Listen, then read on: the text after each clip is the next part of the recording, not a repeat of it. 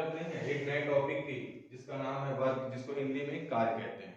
ठीक है, अगर हम बात करें विज्ञान के हिसाब से, साइंस के अकॉर्डिंग जो वर्क की डेफिनेशन है वो बहुत आसान से डेफिनेशन है। पहले force applied on a body, मान लो कभी फोर्स लग रहा है किसी बॉडी पे and body get displaced in the direction of force, then in the language of science we have said the work is done. यानी किसी वस्तु के ऊपर कोई बल लगाया जाए और वस्तु बल की दिशा में विस्थापित हो जाए तो विज्ञान की भाषा में कार्य का होना माना जाता है। अर्थात अगर कोई वस्तु है यहाँ पर, इस पे F बल लगाने से वस्तु बल की ही दिशा में कुछ विस्थापित हो जाए तो इसका मतलब ये है कि इस पर कुछ ना कुछ कार्य हो गया, अर्थात इस वस्तु के ऊपर कुछ ना कुछ कार्य किया गया है जिसकी वजह से इस पे कोई बल लगाने से वस्तु थोड़ी दूरी विस्थापित हुई है। तो किसी वस्तु के ऊपर बल लगाए और वस्तु बल की दिशा में विस्थापित हो जाए तो कार्य का होना माना जाता है। मान लिया जाए कोई वस्तु है जिसका द्रव्यमान m है, यहाँ पर है, इस पे जैसे ही फोर्स F लगाया गया वस्तु जो है बल की दिशा में s दूरी विस्थापित हो गई, तो विज्ञान की भाषा में जो इस पर किया गया कार्य होगा अकॉर्डिंग टू द लैंग्वेज या according to the definition of work, the work done doing on an object is equal to the product of the force and the displacement covered by the moving object। यानी किसी वस्तु के ऊपर लगने वाले बल तथा विस्थापन का जो गुणनफल होगा उस वस्तु पर किए गए कार्य के बराबर होता है।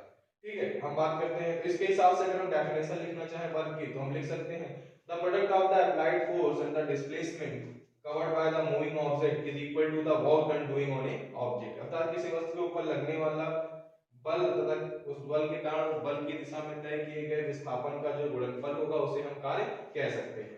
अब हमारा हर बार तो नहीं होगा कि फोर्स हमेशा ऐसे ही लगे, कभी कभी हो सकता है कि फोर्स जो हमारा है वो किसी पर्टिकुलर कोण पे लग रहा हो या किसी पर्टिकुलर एंगल पे लग रहा हो। इस सिचुएशन में जो वर्क डन होगा वो क्या होगा, अगर मान लीजिए थीटा है तो हमें साफ साफ दिख रहा है कि डिस्प्लेस बॉडी इधर हो रही है लेकिन फोर्स एक सर्टेन एंगल पे लग रहा है। इस तरह के जब फोर्सेस की बात करते हैं, इस तरह बल लगता है तो फोर्स का सारा भाग किसी वस्तु को खींचने में यूज नहीं होता है, अर्थात किसी वस्तु पर कार्य करने में नहीं इस्तेमाल हो रहा है, बल का सारा भाग यूज नहीं होता है। तो इसके लिए हमें क्या करना पड़ेगा कि अगर हम इसको ऊर्ध्वाधर घटक और क्षैतिज घटक में वियोजित करें तो जो ऊपर वाला पार्ट होगा बल का F sin थीटा और जो ये जिसे हमें फोर्स है वो F cos थीटा। तो ये जो F cos थीटा है ये तो वस्तु को विस्थापित करने में इस्तेमाल प्रयोग में लाई जाती है, जबकि F sin थीटा वस्तु के भार mg को संतुलित करता है। इस अवस्था में जो वस्तु पर किया गया कार्य W होता है वो F cos theta into s के बराबर होता है, जिसको हम Fs cos थीटा लिख सकते हैं। इस प्रकार जो कार्य है इसका एक फॉर्मूला, जो वर्क का फॉर्मूला आ जाएगा W is equal to F into S cos theta. इसको अगर आप वेक्टर फॉर्म में लिखना चाहें तो हम ये भी लिख सकते हैं F डॉट S, क्योंकि जब भी कहीं कहीं cos आ जाए तो जो हमारा वर्क होता है वो F डॉट S के बराबर लिखा जा सकता है, क्योंकि cos थीटा आने का मतलब वो राशि जो है लगभग उस राशि का जो मान आएगा वो अदिश राशि होगी। ठीक है, अब हम बात करते हैं कि हमारे पास तो फोर्स के दो डेफिनेशन थे। एक तो सिंपल सी बात है कि मैंने force applied on a body and body get displaced in the direction of force, then in the language of science we have said the work is done. यानी जब किसी वस्तु पर बल लगाएं और वस्तु बल की दिशा में विस्थापित हो तो कार्य का होना माना जाता है। इसी प्रकार किसी वस्तु के ऊपर लगने वाले बल तथा विस्थापन का गुणनफल उस वस्तु पर किए गए कार्य के बराबर है। यानी the product of the applied force and the displacement covered by the body in the direction of force is equal to the work done doing on a object। अब देखिए एक हो सकता है कभी कोई बॉडी इंक्लाइंड सरफेस पे हो जो थीटा एंगल पे है और F फोर्स लगने से m मास की बॉडी जो है वो यहाँ तक की आती है, तो इस आधार पे देखें तो ये थोड़ा हो जाएगा s हमारा, तो इसने एक्चुअल में जो डिस्टेंस कवर किया हॉरिजॉन्टल s cos थीटा, तो सो देयर जो वर्क डन W होगा वो भी F s cos थीटा के बराबर होगा। यानी यहाँ पर भी जो कार्य होगा W is equal to Fs cos theta यानी W equal to F dot S के बराबर होगा।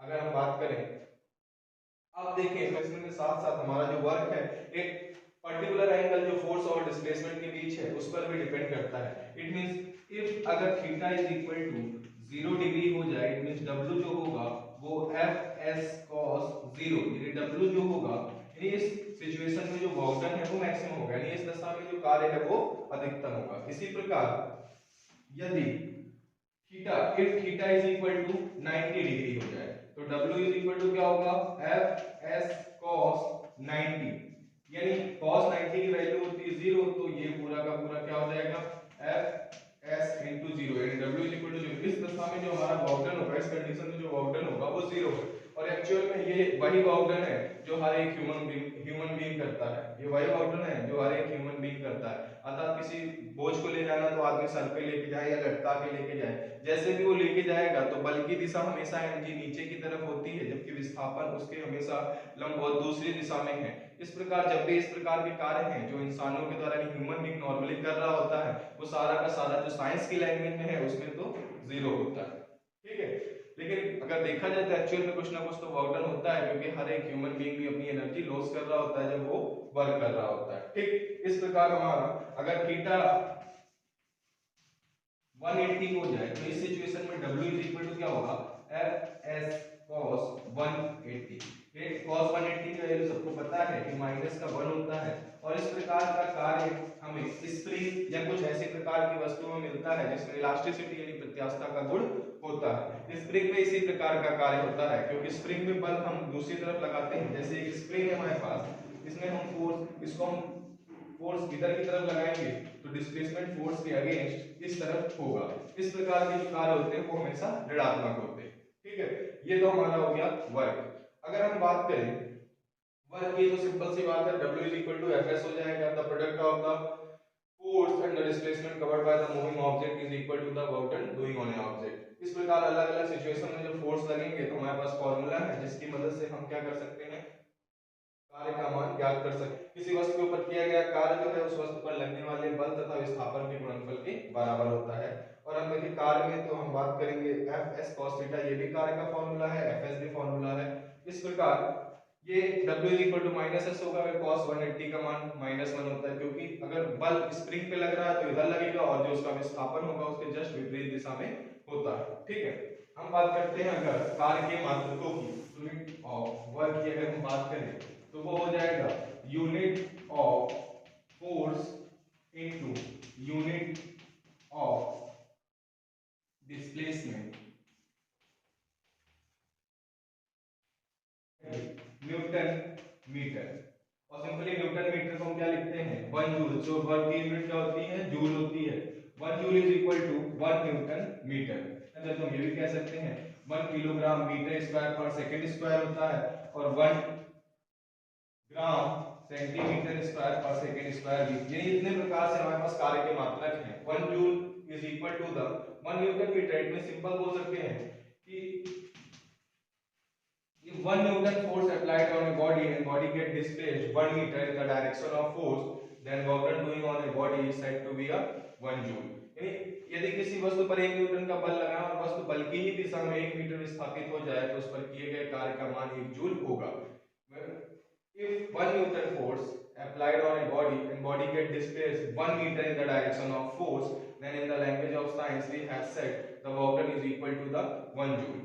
यानी अगर इसी प्रकार बल की परिभाषा की बात करें तो यदि किसी वस्तु पर 1 डाइन का बल लगाएं और वस्तु जो है बल की दिशा में 1 सेंटीमीटर विस्थापित हो जाए तो किए गए कार्य का जो मान होगा वो 1 अर्ग होगा। It means if 1 dyne force applied on a body and body get displaced 1 centimeter in the direction of force, then in the language of science we have said the work done is equal to 1 erg। या ये भी बोल सकते हैं if 1 dyne force applied and body get displaced 1 centimeter in the direction of force, then work done is equal to the 1 erg। यानी हमें साफ समझ में आ गया कि अगर किसी ने हमसे पूछा कि वर्क क्या होता है तो हम बोल सकते हैं the product of the applied force and the displacement covered by the moving object in the direction of force is equal to the work done doing on an object।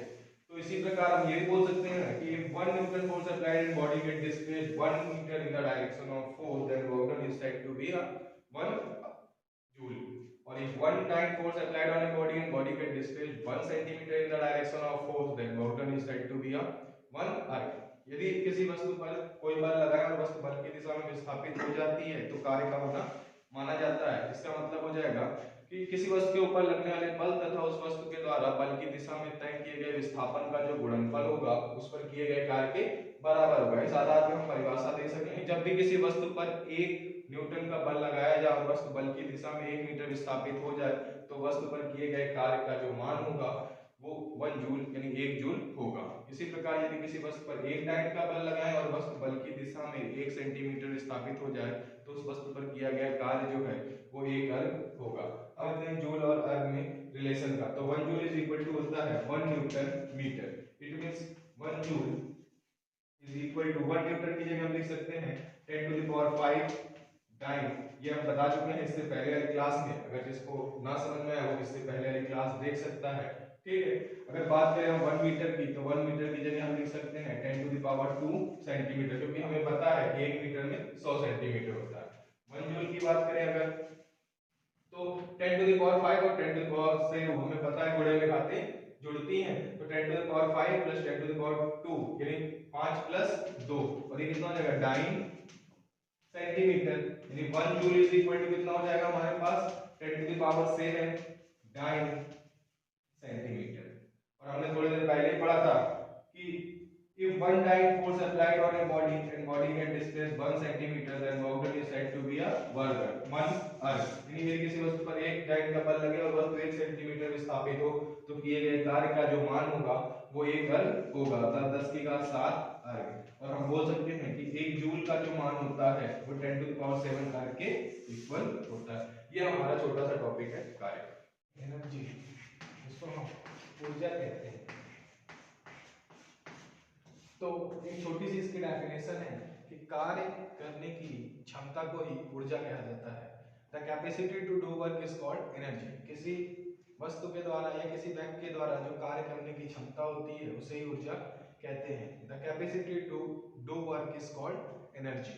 अगर बात करते हैं तो बहुत सारे टाइप्स होते हैं ऊर्जा के, जैसे kinetic energy, potential energy, mechanical energy, electrical energy, wind energy यानी गतिज ऊर्जा, स्थितिज ऊर्जा, यांत्रिक ऊर्जा, पवन ऊर्जा, विद्युत ऊर्जा इत्यादि। लेकिन हम इस क्लास में बात करेंगे kinetic energy, potential energy and mechanical energy, यानी गतिज ऊर्जा, स्थितिज ऊर्जा और यांत्रिक ऊर्जा की हम बात करेंगे। तो सबसे पहले हम बात करते हैं स्थितिज ऊर्जा, जिसको हम पोटेंशियल एनर्जी कहते हैं। अगर बात करें तो इसकी छोटी सी डेफिनेशन होती है कि the capacity to do work by virtue of specific position or construction of a body is called potential energy।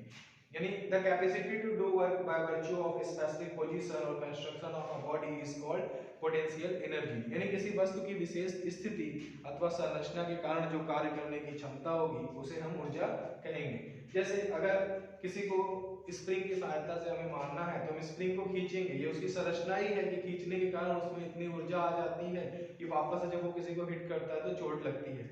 अगर किसी को हमें चोट पहुंचाना है, एक मंजिले पे रखेंगे तो नीचे जा रहे किसी यात्री को अगर गिरेगा ईंटा तो कम चोट आएगी, या जो भी चोट आएगी उसकी तुलना में जो 2 मंजिले की छत से गिरेगा तो ज्यादा चोट आएगी। क्यों? क्योंकि ये उसका ज्यादा लगेगा, जबकि 1 मंजिले से गिरेगा तो 2 मंजिले की तुलना में 1 मंजिले से जो चोट लगेगा वो कम लगेगा। यानी ये उसकी विशेष स्थिति है जिसके कारण उस कार्य कर रहा है। यानी 2 मंजिले से गिरेगा तो कार्य अधिक करेगा, जब 1 मंजिले से गिरेगा तो कार्य कम करेगा। अगर हम बात करें, मान ली कि कोई n द्रव्यमान की वस्तु है और पृथ्वी तल से h ऊंचाई पर रखी हुई है।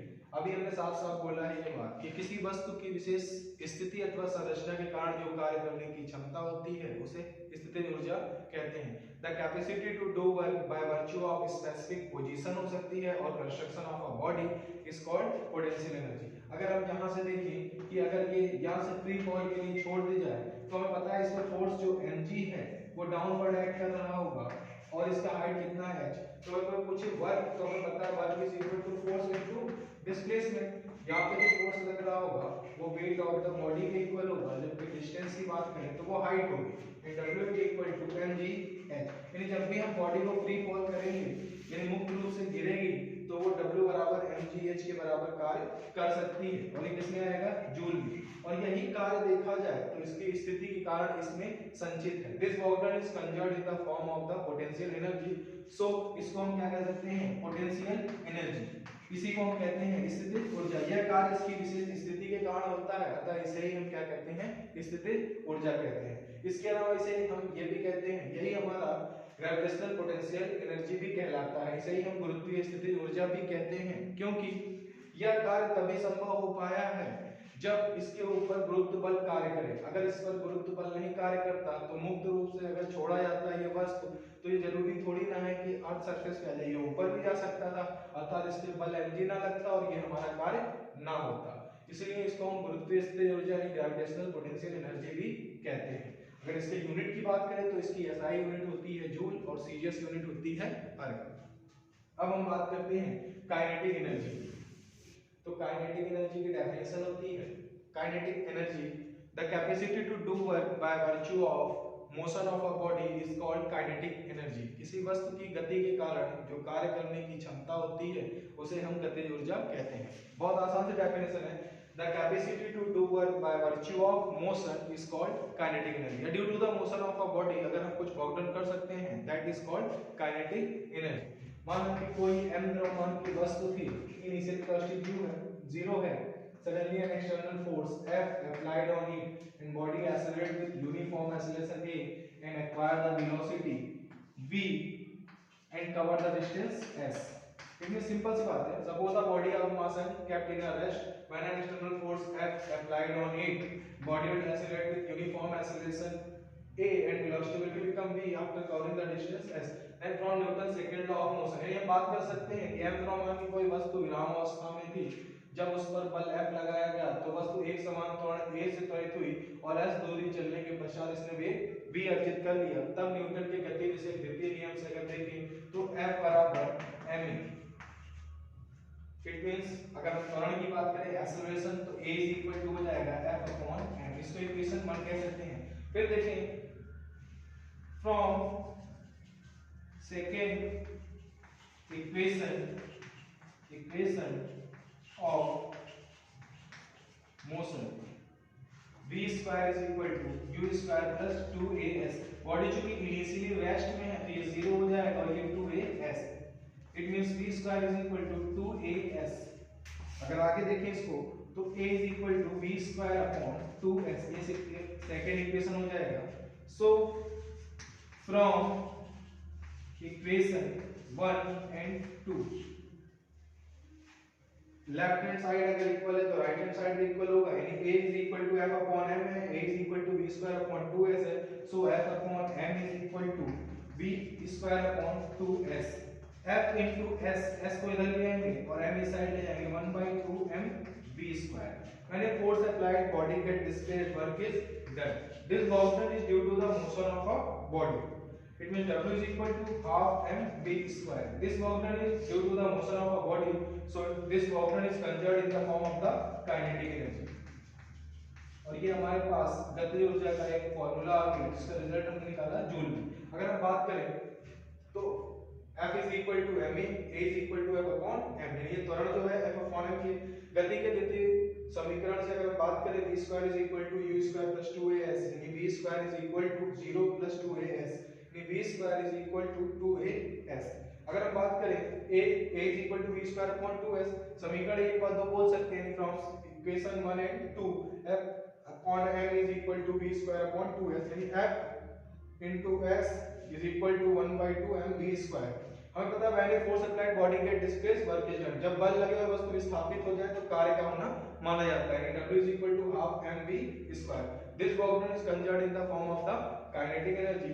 So इसको हम बोल सकते हैं kinetic energy is equal to 1 by 2 mv square और ये किसमें होगा जूल में है, यानी ये कार्य जो होगा हमारा वो 1 by 2 mv square होगा। और पता होना चाहिए कि काइनेटिक एनर्जी की जो एसआई यूनिट होती है वो जूल होती है और सीजीएस यूनिट जो है वो अर्ग होती है। काइनेटिक एनर्जी की एसआई यूनिट जूल होगी और SI unit joule and CGS unit की अगर हम बात करें तो ये हमारे पास अर्ग होता है। ठीक है, अब हम बात करते हैं मैकेनिकल एनर्जी की। मैकेनिकल एनर्जी यानी हिंदी में हम उसको यांत्रिक ऊर्जा कहते हैं। और मैकेनिकल एनर्जी की तो ये sum of the kinetic energy plus potential energy को पोटेंशियल एनर्जी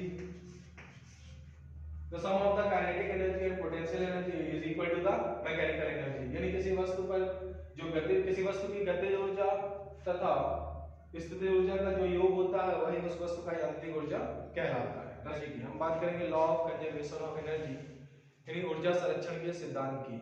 इसके अनुसार ऊर्जा को ना तो उत्पन्न किया जा सकता है ना ही नष्ट किया जा सकता है। Law of conservation of energy, energy can neither be created nor be destroyed. और इस चीज को हम समझने के लिए हम एक डेरिवेशन करते हैं जिसमें हमें दिखेगा कि energy can neither be created nor be destroyed, it can only convert from one form to the another form, but the total energy is always conserved। यानी ऊर्जा को ना तो उत्पन्न कर सकते हैं ना ही नष्ट कर सकते हैं, लेकिन कुल ऊर्जा का जो मान होता है वो नियत होता है। ऊर्जा एक रूप से दूसरे रूप में बदलती है, लेकिन संपूर्ण ऊर्जा यानी आंतरिक ऊर्जा नियत होती है। अगर हम देखें तो मान ले कोई m द्रव्यमान की वस्तु है जो पृथ्वी तल से h ऊंचाई पर है और मुक्त रूप से गिरने के लिए स्वतंत्र है। Suppose a body of mass m kept at a height h from the surface of earth and it is free to fall, then the kinetic energy की अगर हम बात करें kinetic energy, तो kinetic energy is equal to 1 by 2 mv square। यार अगर हम देखें साफ साफ वेलोसिटी जो है इसकी जीरो है because it is ready to free fall. Kinetic energy is equal to 1 by 2 m into 0 का स्क्वायर मींस काइनेटिक एनर्जी जो हमारे पास आएगा वो 0 आएगा। बट पोटेंशियल एनर्जी की अगर हम बात करें, पोटेंशियल एनर्जी अगर हम पोटेंशियल एनर्जी u की, तो u is equal to mg into h because ये अर्थ से h हाइट पर केप्ट है।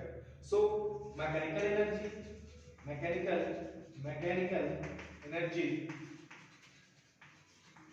sum of the kinetic energy plus potential energy, it means kinetic energy 0 और पोटेंशियल एनर्जी कितना है mgh, तो टोटल एनर्जी यानी मैकेनिकल एनर्जी कितना आएगा हमारे पास mgh।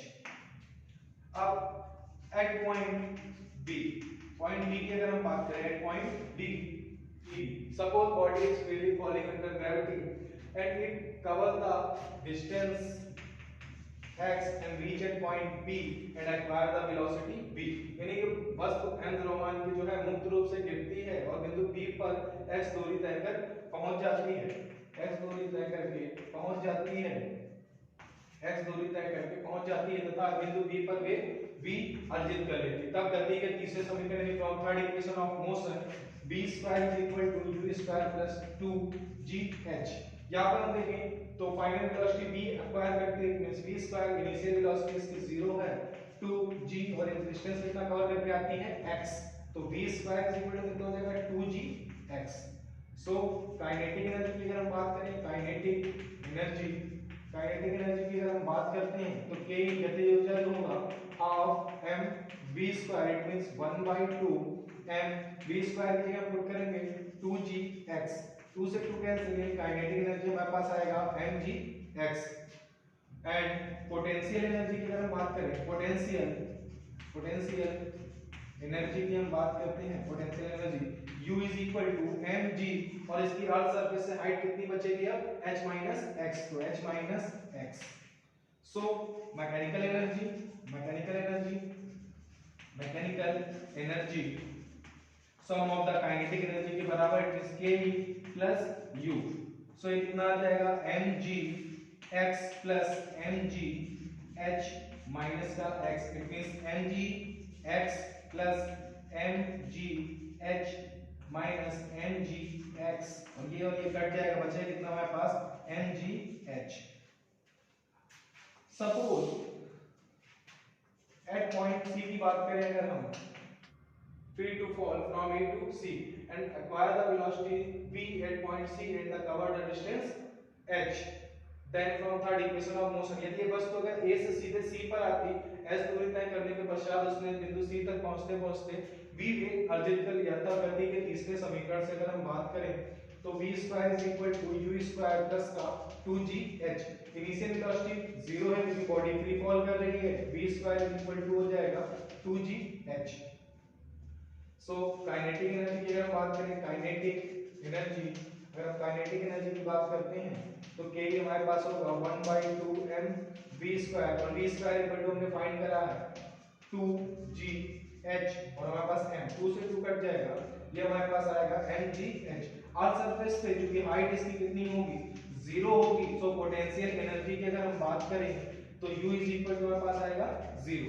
मैकेनिकल एनर्जी की अगर हम बात करते हैं तो पता है sum of the kinetic energy plus potential energy को ये मैकेनिकल एनर्जी यानी काइनेटिक एनर्जी हमारा यहाँ मैक्सिमम होगा यानी mgh और u यहाँ पर 0 यानी mgh।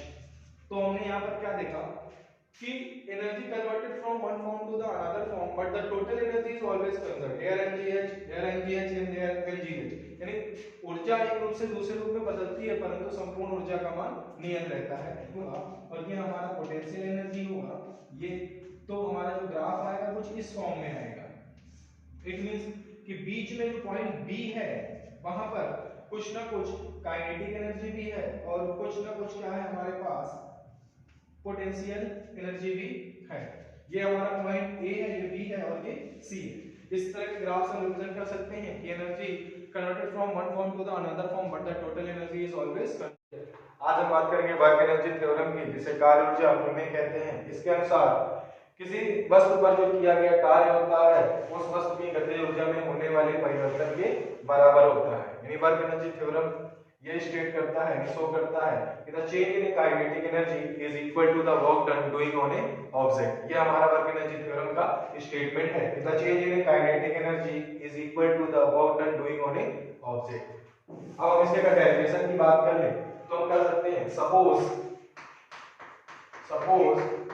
suppose a body of mass m moving with initial velocity u, suddenly an external force F applied on it and the velocity of a body will become v and body covers the distance s। यानी हम कह सकते हैं suppose a body of mass m moving with initial velocity u, if an external force F applied on it with uniform acceleration a and acquire the velocity v and cover the distance s। यानी वस्तु थी जिसका द्रव्यमान था u वेग से गतिशील थी, जब उस पर एक बार बल F लगाया जाता है तो वस्तु एक समान त्वरण a से त्वरित होती है तथा s दूरी चलने के पश्चात v वेग अर्जित कर लेती है। तब न्यूटन के गति विषयक द्वितीय नियम से देखें तो एक्सेलरेशन जो होगा, एक्सेलरेशन पे अगर हम बात करें a वो हमें पता है कि फोर्स अपॉन मास के बराबर हो जाएगा। ये हम लोग पहले ही पढ़ चुके हैं कि न्यूटन का गति विषयक नियम क्या कहता है कि किसी वस्तु पर लगने वाला जो बल होगा उस वस्तु के द्रव्यमान तथा उस बल के कारण उत्पन्न हुए त्वरण के गुणनफल के बराबर होता है। यानी the force applied on a body is equal to the product of the mass and the acceleration produced by that force। it means जो acceleration होगा वो F upon m के बराबर होगा। अब हम बात करते हैं from third equation of motion। ये equation of motion से अगर हम बात करें तो वो हमें पता है कि v square equal to u square plus cut 2as होता है।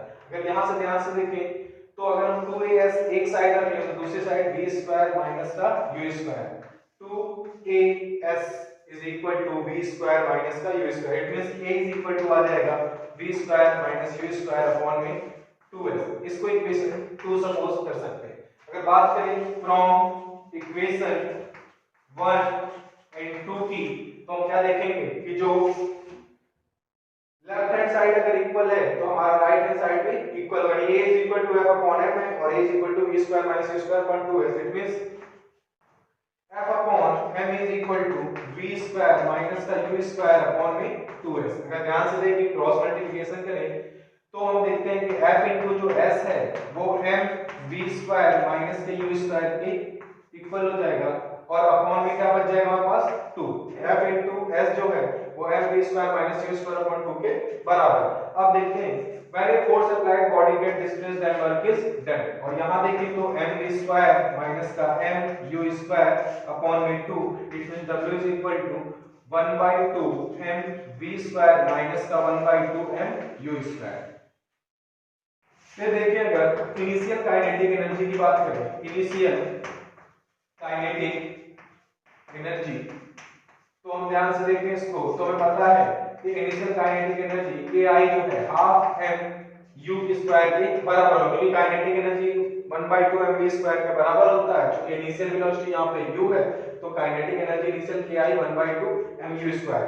फाइनल काइनेटिक एनर्जी की अगर हम बात करें, फाइनल काइनेटिक एनर्जी की अगर हम बात करें तो ये हमारे पास kf जो है वो 1 by 2 mass into final velocity के स्क्वायर के इक्वल हो जाएगी।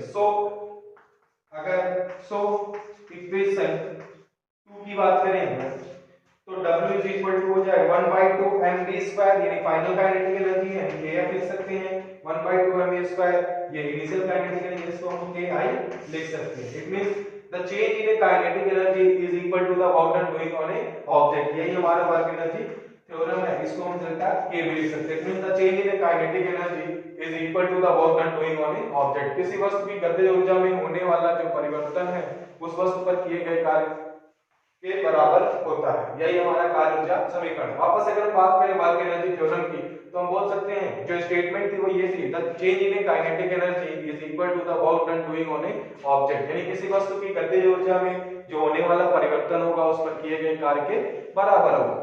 Suppose a body of mass m moving with initial velocity u, suddenly an external force F applied on it and the acceleration of it accelerate with uniform acceleration a and acquire the velocity v after covering the distance s. Then according to Newton's second law of motion, यानी m द्रव्यमान की जो वस्तु थी u वेग से चल रही थी, जब उस पे F बल लगाया गया तो एक समान त्वरण a से त्वरित हुई और कुछ समय के पश्चात उसका वेग v हो गया और इस प्रक्रिया के दौरान उसने दूरी कितनी तय की s। तब न्यूटन के गति विषय द्वितीय नियम से एक्सेलरेशन जो होगा F अपॉन m के इक्वल हो जाएगा। और हम अगर बात करें from third equation of motion का तो पता है फाइनल वेलोसिटी का square is equal to initial velocity का square plus 2a into acceleration into distance और displacement. It means 2as is equal to v square minus का u square, a is equal to v square minus u square upon 2s। Left hand side दोनों के equal, it means right hand side भी आपस में equal होगा। सो from equation 1 and 2 F upon m जो है वो v square minus u square upon 2s के इक्वल होगा। F इनटू s की बात करें तो m v square minus u square upon 2 F into S मैंने force applied body get displace work done. जब वस्तु पर बल लगा वस्तु विस्थापित हो गई तो कार्य का होना माना जाता है। W बराबर 1/2 mv square minus mvu square. अगर हम इसके आगे बात करें तो इनिशियल काइनेटिक एनर्जी कितनी हो जाएगी, half m into initial velocity का स्क्वायर। फाइनल काइनेटिक एनर्जी की अगर हम बात करेंगे तो kf is equal to 1/2 m into final velocity का square. It means w is equal to kf minus ki। यानी जो स्टेटमेंट है the change in kinetic energy is equal to the work done doing on a object, और ये हमारा work energy theorem का derivation है। अब हम बात करेंगे तो चेंज इन काइनेटिक एनर्जी का मतलब ये हो गया कि सिंपली कि अगर किसी बॉडी को अगर हमें उसकी वेलोसिटी को इंक्रीज करना है तो जाहिर सी बात है अगर चेंज इन काइनेटिक एनर्जी की बात करते हैं तो हमें अगर किसी वेलोसिटी को इंक्रीज करना है तो हमें कुछ ना कुछ वर्क डन करना पड़ता है। उसको सिंपली हम ये भी तो समझ सकते हैं अगर वेलोसिटी उसकी बढ़ेगी बॉडी को एक्सेलरेट करने के लिए कुछ फोर्स की रिक्वायरमेंट होती है। सो हमारा चेंज कैसे आता है भाई, इनिशियल वेलोसिटी और इनिशियल मास बॉडी का अलग होगा। जब उस पे कुछ फोर्स एक्सटर्नल लगेगा देन बॉडी कुछ से कुछ दूर जाएगी। जैसे बाइक ही अगर एक्सेलरेट करेंगे कुछ ज्यादा फ्यूल खाएगी या उस समय उसकी स्पीड बढ़ने के लिए कुछ ना कुछ एक्सटर्नल वर्क डन इंजन को करना पड़ेगा, देन फाइनल वेलोसिटी उसकी इंक्रीज कर जाएगी। मास अगर कांस्टेंट भी है तो क्या है the change in kinetic energy, final energy होगा वो मैक्सिमम होगा, इनिशियल काइनेटिक एनर्जी जो होगा वो मिनिमम होगा। सो सिंपल सी बात है, इन दोनों का जो डिफरेंस है उसको हम लोग कैलकुलेट करके इजीली हम उस बाइक के थ्रू जो वर्क डन या बाइक पे जितना भी वर्क किया गया है उसको हम फाइंड कर सकते हैं। अब हम बात करते हैं relation between momentum and kinetic energy.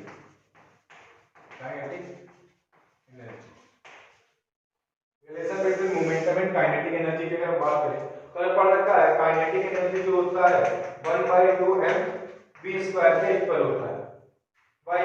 जबकि अगर हम बात करें मोमेंटम की तो the product of the mass and velocity is called momentum. It means अगर दोनों को स्क्वायर कर लें तो p इज इक्वल टू क्या हो जाएगा हमारे पास, p square is equal to m square and v square. और अब हम बात करें इक्वेशन 1 की तो kinetic energy as it is रहने दी आपने। अब देखें तो 1/2 m v स्क्वायर है हमारे पास, 1/2 m से मल्टीप्लाई और डिवाइड कर देंगे, m से मल्टीप्लाई और डिवाइड कर दिया तो हमने क्या देखा कि काइनेटिक एनर्जी जो है वो कितना हो जाएगा 1/2 m square v square upon m।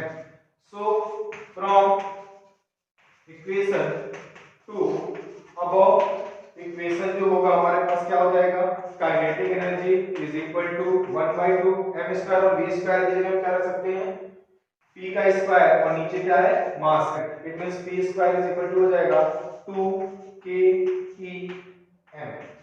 kEm को मतलब सिंपल सी बात है ये काइनेटिक एनर्जी है, इसको सिंपली हम k भी बोल सकते हैं।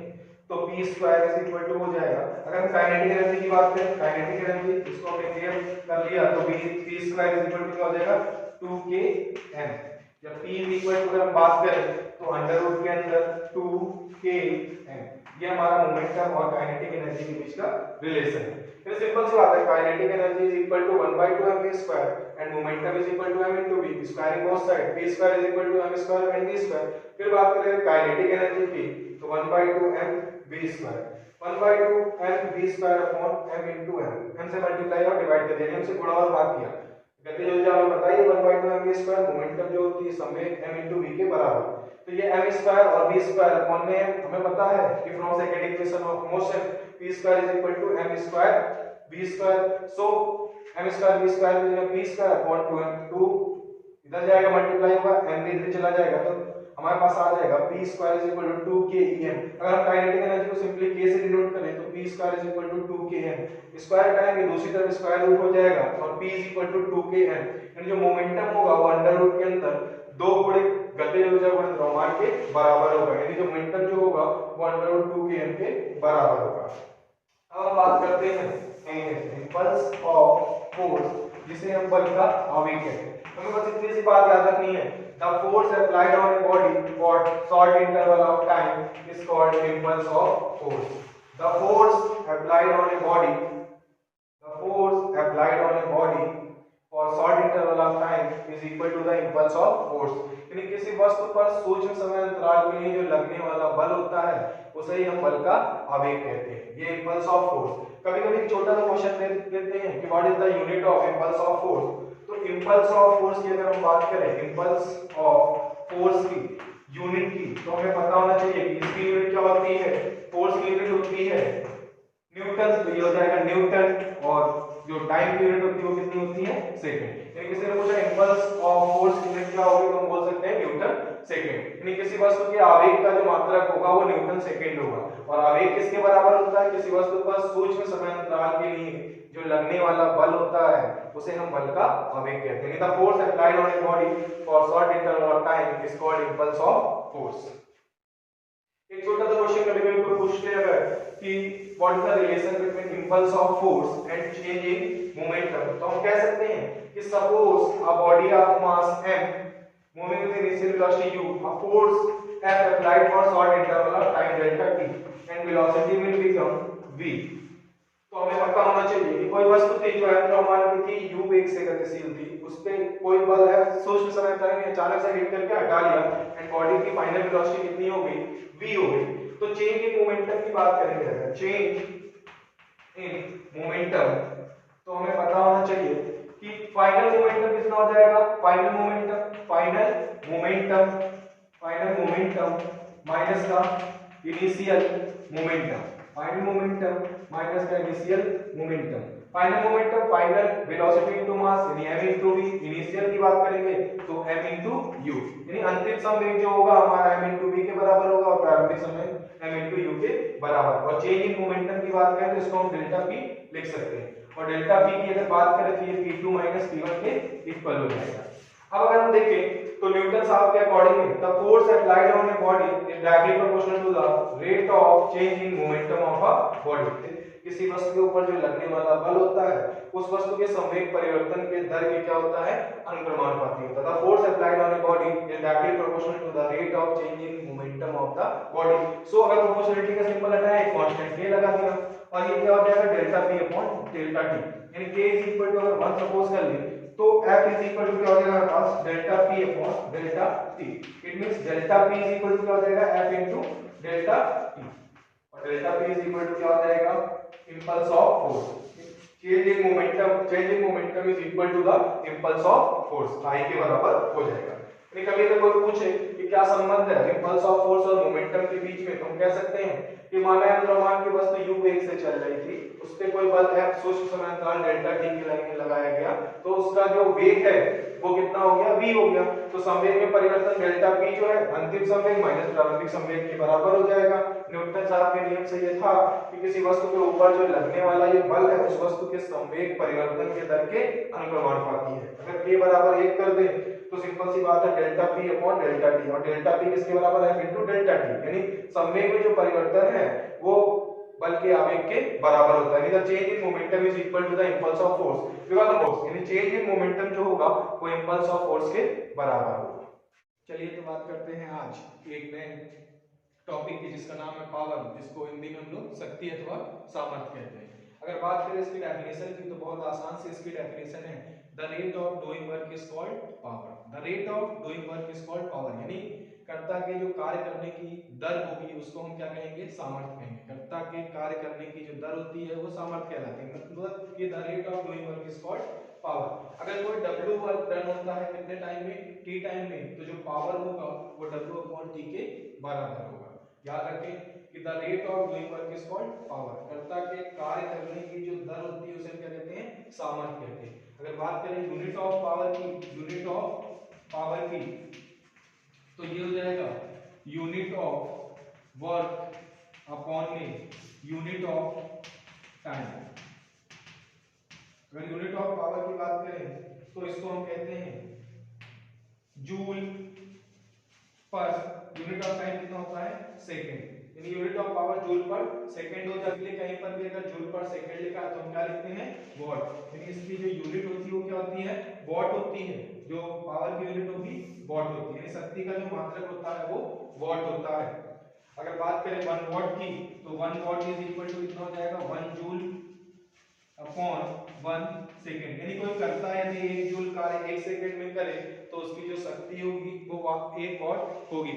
If 1 joule work is done in 1 second then the power is said to be 1 watt. यदि कोई करता 1 जूल कार्य 1 सेकंड में करता है तो उसकी जो पावर होगी वो 1 वॉट होगी। यानी if 1 joule work is done in 1 second then power is said to be 1 watt. और ये हमें समझ में आ गया होगा, छोटा सा टॉपिक है। The rate of doing work is called power. कर्ता के कार्य करने की दर सामर्थ्य कहलाती है और जो इसकी यूनिट होती है वो वॉट होती है, और या डेराइव्ड यूनिट होती है जूल पर सेकंड। और 1 वॉट जो है 1 जूल अपॉन 1 सेकंड के इक्वल होता है। बात करें पावर की तो सिंपल सी बात है कि अगर दो व्यक्ति हैं तो किसकी पावर अधिक कहलाएगी, ये डिपेंड करता है कि कौन सा व्यक्ति ज्यादा कार्य करता है कम समय में। जो व्यक्ति कम समय में ज्यादा कार्य करेगा उसकी पावर ज्यादा होगी, और जो व्यक्ति ज्यादा समय में कम कार्य करेगा उसका जो पावर होगा वो कम होगा। शक्ति का सीधा सा मतलब ये है कि अगर किसी भी व्यक्ति के द्वारा कार्य करने में बहुत कम समय लिया जा रहा है तो उसकी शक्ति अधिक होगी। अगर उतना ही कार्य करने के लिए किसी अन्य व्यक्ति द्वारा ज्यादा समय लिया जा रहा है तो उसकी शक्ति जो है वो कम होगी, क्योंकि जो सामर्थ्य है वो टाइम के क्या है, इनवर्सली प्रोपोर्शनल है। इट मींस अगर समय बढ़ेगा किसी काम करने में तो उसकी शक्ति कम होगी, और समय अगर घटेगा तो जो उसकी शक्ति है वो बढ़ेगी। अब हम बात करते हैं अन्य मात्रकों की शक्ति के, तो होता है हमारे पास हॉर्स पावर। हॉर्स पावर, अगर हॉर्स पावर की बात करें तो हिंदी में हम लोग पढ़ते हैं इसको अश्व शक्ति। अश्व शक्ति, अगर हम बात करें पावर की यूनिट की तो अनदर यूनिट है हॉर्स पावर की, जिसको अश्व शक्ति कहते हैं, और ये 746 वॉट के बराबर होता है। 746 वॉट के बराबर होता है। ये एक अश्व शक्ति की जो वैल्यू होती है वो 746 वॉट होती है, 746 वॉट होती है। इसके अलावा अगर हम बात करें किलोवाट की, किलोवाट की, तो किलोवाट जो होता है हमारे पास वो 10 टू द पावर 3 वॉट के इक्वल होता है। और अगर बात करें हम मेगावाट की तो वो हमारे पास होगा 10 की घात 6 वॉट के बराबर। ये हमारे पास शक्ति के और मात्रकों के बीच में रिलेशन है, जैसे किलोवाट और वॉट के बीच में, मेगावाट और वॉट के बीच में। अब हम बात करें अगर इसी से मिलता जुलता एक टॉपिक है जो सबसे ज्यादा कंफ्यूज करता है, kilowatt hour. Kilowatt hour, kilowatt hour, जिसको हम कहते हैं किलोवाट घंटा। अगर हम बात करें किलोवाट आवर की, किलोवाट आवर जो होता है 1 यूनिट के बराबर होता है। किलोवाट आवर होता क्या है, तो याद रखें किलोवाट, जैसे वाट का नाम आते ही आदमी के दिमाग में चलने लगता है कि हो ना हो शक्ति का मात्रक है। जैसे ही इसमें वाट आता है तो आदमी सोचता है, कोई भी जो स्टूडेंट है साधारणतः सोच सकते हैं कि वाट आया इट मींस ये पावर की यूनिट होगी। नहीं, बट ये किस चीज की यूनिट है, किलोवाट आवर जो है ये commercial unit of electrical energy है, यानी ये वैद्युत ऊर्जा का औद्योगिक मात्रक है। 1 kilowatt hour is the commercial unit of electrical energy which is generally known as 1 unit. अब हम बात करेंगे relation between kilowatt hour and joule, तो हम देखते हैं इधर किलोवाट घंटा और जूल के बीच में संबंध। अगर हम किलोवाट इनटू आवर की बात करें तो हमें पता होना चाहिए कि 1 किलोवाट जो है वो 1 किलोवाट, हमारे पास साफ साफ लिखा है, इसको अलग अलग लिखते हैं 1 किलोवाट इनटू 1 आवर। हमें पता होना चाहिए 1 किलोवाट आवर को हम क्या लिख सकते हैं, 1 किलोवाट इनटू आवर। 1 किलोवाट का मतलब हो जाएगा 10 टू द पावर 3 वॉट और आवर में हमें पता है 3600 सेकेंड्स होते हैं। अगर इसको लिखना चाहे तो हम 36 ये अगर लिखेंगे 100 के इक्वल है 10 टू द पावर 2 और ये 10 टू द पावर 3 यानी 10 to the power 5 watt into second. अगर हम इसको ऑर्डर ऑफ मैग्नीट्यूड के फॉर्म में लिखना चाहें तो या 3.6 इनटू 10 टू द पावर 6 हो जाएगा और ये लिखा जाएगा वॉट इनटू सेकंड। इन 1 किलो वॉट आवर अगर हम बात करें तो 3.6 into 10 to the power 6 watt into second. हमें पता होना चाहिए कि जो वॉट होता है उसकी जगह हम जूल पर सेकंड लिख सकते हैं। 1 joule work is done in 1 second then power is said to be a 1 watt. It means joule what की जगह हम लिख सकते हैं जूल पर सेकंड। सेकंड से सेकंड अगर कट जाए तो ये आ जाएगा बस 3.6 into 10 to the power 6 joule. It means जो किलोवाट आवर है वो 3.6 into 10 to the power 6 joule के इक्वल है। जूल हमारी एनर्जी की यूनिट होती है, सो जो किलोवाट आवर है ये भी किसकी यूनिट होगी? एनर्जी की। यानी जो वॉट है वो किसकी यूनिट है? पावर की, लेकिन किलोवाट आवर किसकी यूनिट है? एनर्जी की। वॉट जो है वो शक्ति का मात्रक है, जबकि किलोवाट घंटा जो है वो वैद्युत ऊर्जा का मात्रक यानी ऊर्जा का मात्रक है। हमने पहले ही कह दिया है कि किलोवाट आवर एक यूनिट के बराबर है और एक यूनिट वही है जो घर में बिजली का बिल एक यूनिट हम लोग खर्चा करते हैं जिसके बाद बिल आता है। ये commercial unit of electrical energy है, यानी जो इलेक्ट्रिकल एनर्जी कंज्यूम्ड होती है वो हमेशा किसमें आती है? 1 यूनिट के फॉर्म में। और जो यूनिट है वो कितने इक्वल होता है? 3.6 into 10 to the power 6 joule. यानी इतनी एनर्जी अगर हम कंज्यूम करते हैं, घर में खर्च करते हैं, तो हमारे घर का बिल जो होता है वो एक यूनिट कहलाता है। ठीक है, अगर हम बात करें नंबर ऑफ यूनिट्स को फाइंड करने के लिए, घर में नंबर ऑफ यूनिट निकालना, कितने यूनिट बिजली का बिल आता है, तो उसके लिए फॉर्मूला होता है वॉट इनटू आवर अपॉन में 1000। अगर हम इस फॉर्मूले की सहायता ले आसानी से अपने घर में आने वाले बिजली बिल का पता लगा सकते हैं। नंबर ऑफ यूनिट जो होता है, यूनिटों की संख्या निकालने का जो फॉर्मूला है वॉट इनटू आवर अपॉन 1000। हमने पहले ही कह दिया है कि जो घर में बिजली का बिल आता है वो यूनिट में नापा जाता है और एक यूनिट 1 किलोवाट घंटा यानी 3.6 गुणे 10 की घात 6 जूल के बराबर होता है। यानी 3.6 गुणे 10 की घात 6 जूल ऊर्जा को व्यय करने के बाद हमारे घर का जो बिल आता है वो 1 यूनिट की अमाउंट के बराबर होता है। यानी हमारे यहाँ 50 वॉट का जो बल्ब है, 50 वॉट का बल्ब 5 आवर्स यूज होता है, तो 1 मंथ का जो बिल आएगा, 1 मंथ का बिल, तो वो कितना हो जाएगा? नॉर्मली मंथ 30 डेज का होता है, तो हम बात करें तो नंबर ऑफ यूनिट निकालना है, नंबर ऑफ यूनिट तो हम निकाल सकते हैं। वॉट कितना है? 50 वॉट, यानी 50 वॉट में कुछ यूज हो रहा होगा, कितने आवर्स के लिए? 5 आवर्स डेली। और एक महीने में कितने दिन होते हैं? 1 मंथ में 30 दिन। और फॉर्मूला क्या कहता है? 1000। ये जीरो इस जीरो कैंसिल, ये जीरो इस जीरो कैंसिल, इसको लिखेंगे तो 2 आ जाएगा और 5 into 3 15/2 यानी घर का बिल कितना आएगा? 7.5 यूनिट, 7.5 यूनिट बिल आएगा बिजली का जब 50 वॉट का एक बल्ब जो है 5 आवर्स के लिए 1 मंथ तक की यूज होता है। इस फॉर्मूले की मदद से हम आसानी से नंबर ऑफ यूनिट फाइंड कर सकते हैं।